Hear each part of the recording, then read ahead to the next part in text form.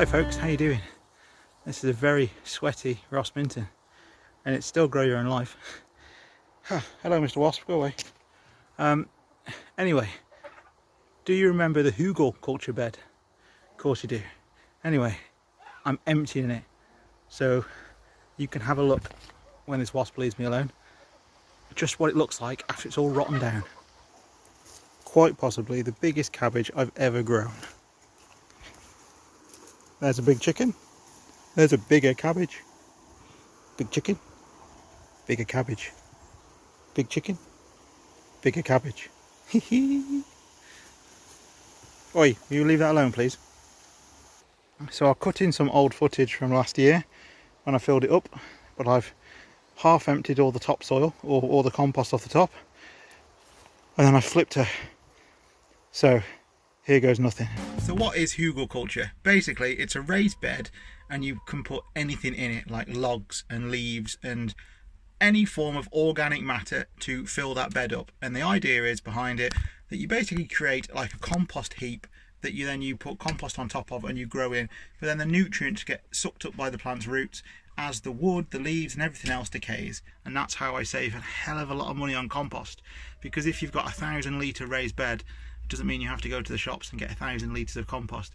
You can keep all your hedge cuttings, you can keep all your weeds, you can keep logs, whatever you've got lying around the garden, and you can put them into the bed and it's perfect. So the bed's now full up with the hedge cuttings and the tree branches, a few logs and twigs and stuff, and now popping in some old compost.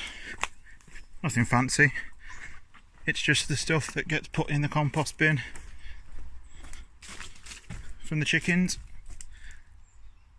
Basically chicken poo, sawdust, that kind of thing. So we're starting to fill up the raised beds and I've started to put them into the position where I want them. Those two trees have come down which weren't blueberries. That's obviously made space for a pretty large bed there.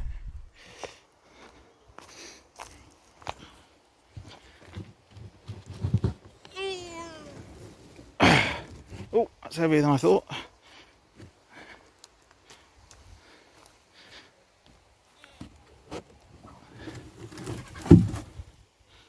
So there it is.